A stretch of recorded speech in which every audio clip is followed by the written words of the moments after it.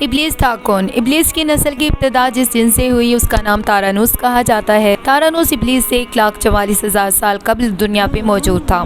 تارانوس کی نسل تیزی سے بڑھی کیونکہ ان پہ موت طاری نہیں ہوتی تھی اور نہ ہی بیماری لگتی تھی۔ البتہ یہ آتشی مخلوق تھی تو سرکشی بدرجہ اتم موجود تھی۔ اس جنوں کی نسل کو پہلی موت فرشتوں کے ہاتھوں پیدائش کے 36,000 سال بعد ہوئی، جس کی وجہ سرکشی تھی۔ یہاں پہلی بار موت کی ابتدا ہوئی، اس سے پہلے موت نہیں ہوتی تھی۔ بعد میں چلپانیز نامی ایک نیک جن کو جنات کی ہدایت کا ذمہ سونپا گیا اور وہی شاہ جنات قرار پائے۔ اس کے بعد ہاموس کو یہ ذمہ داری دی گئی۔ ہاموس کے دور میں ہی چلیپا اور تبلیس کی پیدائش ہوئی۔ یہ دونوں اپنے وقت کے بے حد بہادر جنات تھے اور ان کی قوم نے چلیپا کو شاشین کا لقب اس کے شیر کے جیسے سر کی وجہ سے دیا۔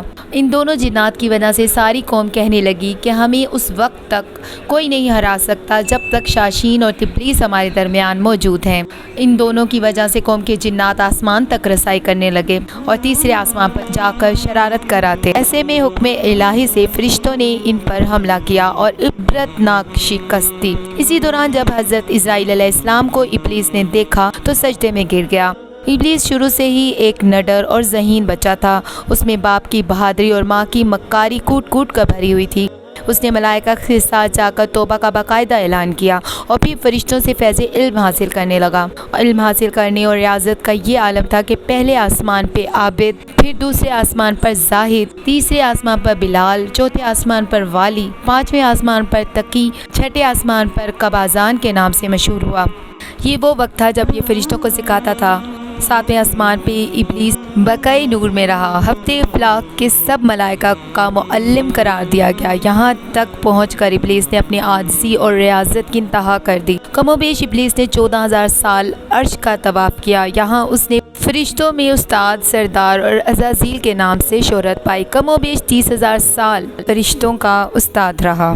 ابلیس کے درس و واعظ کی میعاد کم و بیش 20,000 سال ہے۔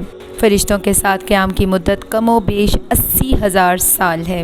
ابلیس کو حکم ہوا کہ داروغہ جنت رضوان کی معاونت کرو اور اہل جنت فرشتوں کو اپنے علم و فضل سے بہرہور کرو۔ یوں ابلیس کو جنت میں داخلے کا پروانہ مل گیا اور جنت میں بھی اپنے علم سے داروغہ جنت رضوان کو سیراب کیا اور یوں جنت رضوان کی کنجیاں ابلیس کے پاس رہیں۔ روایات کے مطابق ابلیس 40,000 سال تک یہ فرض خزانچی انجام دیتا رہا۔ یہی وہ مقام اعلیٰ ترین جنت رضوان ہی تھا جہاں ابلیس نے پہلی بار بادشاہت کے خواب دیکھنے شروع کیے۔ پھر حضرت آدم علیہ السلام کی تخلیق کا مرحلہ آیا، جیسے قرآن مجید میں واقعات بیان ہوئے ہیں۔ ابلیس حضرت آدم علیہ السلام کو جز و مرحلہ وار مختلف اقسام کی مٹی سے تخلیق ہوتا دیکھتا رہا اور چپ رہا، مگر جیسے ہی اسے یہ معلوم ہوا کہ یہ حضرت آدم علیہ السلام اللہ تعالیٰ کے نائب ہیں تو اس نے واویلا کیا، عبادات اور اطاعت کا واسطہ دیا، پھر طنز کیا کہ مجھ جتنی عبادت کس نے کی ہے، اور آدم علیہ السلام کو سجدہ کرنے سے انکاری ہو گیا۔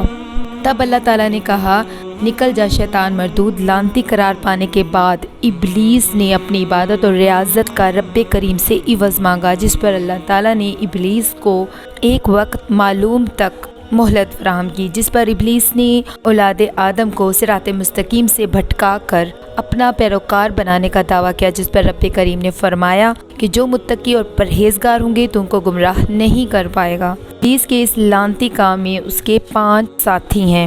صبر، اس کے اختیار میں مصیبتوں کا کاروبار ہے جس میں لوگ ہائے اور واویلا کرتے ہیں، گریبان پھاڑتے ہیں، منہ پہ تماچے مارتے ہیں اور جاہلیت کے نعرے لگاتے ہیں۔